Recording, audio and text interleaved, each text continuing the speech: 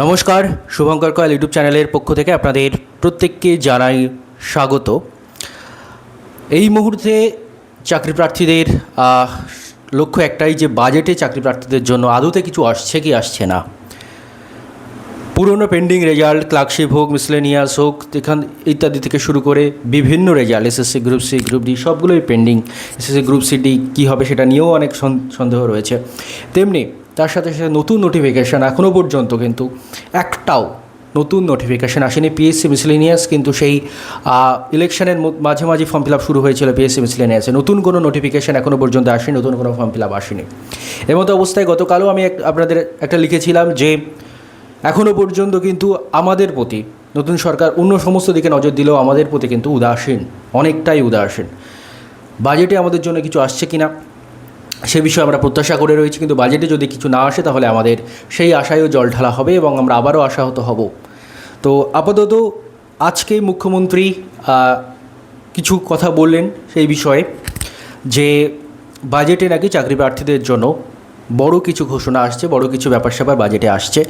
কি বললেন অ্যাকচুয়ালি আমি আগে আপনাদের সেটা শোনাবো, তারপরে আমি আলোচনায় আসবো সেটা নিয়ে। তো এক্স্যাক্টলি উনি যেটা বললেন সেটা আপনারা একটু শুনুন। এর বাইরেও আগামী 22 তারিখে রাজ্য বাজেট আছে।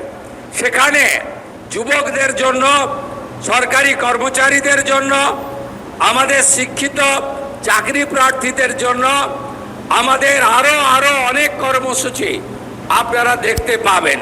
যেহেতু বাজেট আছে আমি তার আগে বলতে পারবো না। অন্নদাতা ভগবান বাইরেও আগামী 22 তারিখে রাজ্য বাজেট আছে।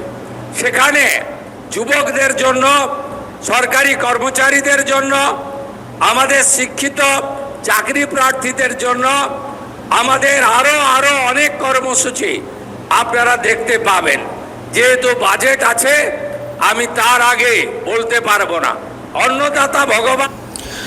তো শুনলেন আপনারা, উনি যেটা বলতে চাইলেন যে আগামী বাজেট আছে 22 তারিখে, 22শে জুন, এবং সেখানে চাকরি প্রার্থীদের থেকে শুরু করে চাকরিজীবীদের থেকে শুরু করে শিক্ষিত বেকারের জন্য কিন্তু অনেক কর্মসূচি রয়েছে। যেহেতু বাজেটের আগে এগুলো ঘোষণা করা যায় না, তাই জন্য তিনি এখন ঘোষণা করতে পারবেন। অবশ্যই বাজেটের আগে বাজেটের সব কিছু ঘোষণা করা যায় না, গুরুত্বপূর্ণ বিষয়, কারণ বাজেটটাকে খুব সিক্রেসির সঙ্গে মেনটেন করতে হয়, সেটা আপনারা আশা করি সবাই জানেন, সেটা পলিটিতে পড়েইছেন।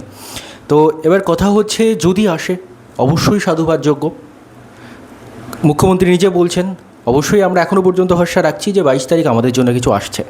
তবে এই কিছুটা সেই উটের মুখে জিরের সমান হবে না তো, সেটা নিয়েও কিন্তু একটা সন্দেহ, যে খুব ন্যূনতম কিছু একটা হয়ে যাবে না তো, যতটা আমরা আশা করছি ততটা হবে তো। তার জন্য আমি আপনাদের প্রত্যেককে একটা অনুরোধ আমি এখন জানাচ্ছি আপনাদের। দেখুন, নতুন সরকার মুখ্যমন্ত্রীকে বলো ইত্যাদি থেকে শুরু করে বিভিন্ন মানে সরাসরি সরকারকে জানানোর বিভিন্ন মাধ্যম চালু করেছে। তো আপনারা যারা এই ভিডিওটা দেখছেন, বর্তমানে টেলিগ্রামটা বন্ধ হয়ে গেছে, নইলে টেলিগ্রামে এই জিনিসগুলো আরও ভালো করে পোস্ট করা যায়। তো বর্তমানে আপনারা যারাই এই ভিডিওটা দেখছেন তারা প্রত্যেকের কাজ হবে মুখ্যমন্ত্রীকে বলো থেকে শুরু করে যে বিভিন্ন মাধ্যম সরকার চালু করেছে রাজ্যের মানুষের কথা শোনার জন্য, সেখানে গিয়ে চাকরি প্রার্থীদের কথা সোচ্চার হওয়ার। আপনার যা রয়েছে, কোনো রকম নির্দিষ্ট ফরম্যাট আমি দিচ্ছি না যে এই ফরম্যাটে বলবেন, দরকার নেই। আপনার যা রয়েছে, আপনার কী কী চাই, নতুন নোটিফিকেশান চাই লিখবেন, পুরনো রেজাল্ট চাই, মিসলেনিয়াসের রেজাল্ট চাই, ক্লার্কশিপের রেজাল্ট চাই লিখবেন, যা কিছু আপনার এসএলএসটির নোটিফিকেশান চাই, যা কিছু নতুন করে আরও বেশি করে আপনারা প্রত্যেকে কিন্তু মুখ্যমন্ত্রীকে বলোর যে চালু হয়েছে, এবং তার সাথে সাথে বিভিন্ন মন্ত্রীকে, যেমন এডুকেশন মিনিস্টার এবং একটা হোয়াটসঅ্যাপ নাম্বার ইত্যাদি চালু করেছেন, ইত্যাদি আপনারা একটু দেখবেন। আমিও পোস্ট করে দেবো আশা করি সেগুলোতে আপনারা বেশি মাত্রায় বেশি করে কিন্তু এই জিনিসগুলো জানাবেন। আমি কমিউনিটিতে ওগুলো পোস্ট করেও দেবো। তো বেশি মাত্রায় কিন্তু জানান। আপাতত আজকে আর মাত্র কয়েকদিন পরেই বাজেট, তার আগে আরও বেশি মাত্রায় জানান, যাতে বাজেটে আমাদের বিষয়টাকে আরও বেশি করে গুরুত্ব সহকারে কিন্তু দেখা হয়।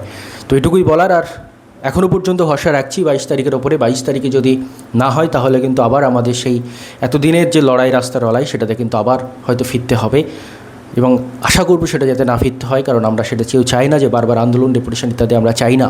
কিন্তু যদি আমাদেরকে বাধ্য করা হয় তাহলে আমরা আবারও কিন্তু প্রস্তুত রয়েছি। ধন্যবাদ আপনাদের সবাইকে ভিডিওটি দেখার জন্য।